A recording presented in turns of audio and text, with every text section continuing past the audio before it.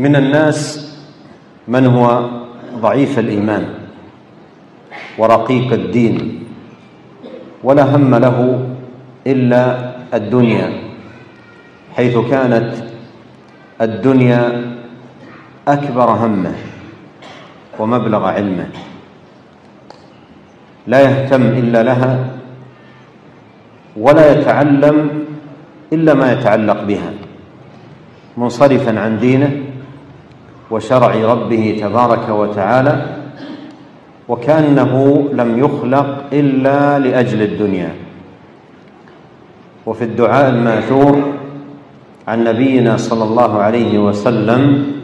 اللهم لا تجعل الدنيا أكبر همنا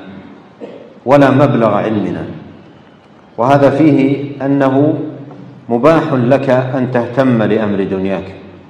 وأن تتعلم أمور دنياك، لكن الخطورة عندما تطغى الدنيا على المقصد الذي خلقت لأجله ووجدت لتحقيقه،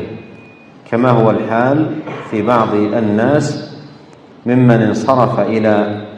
الدنيا انصرافا تاما، لا يعمل إلا لأجلها ولا يفكر في الآخرة.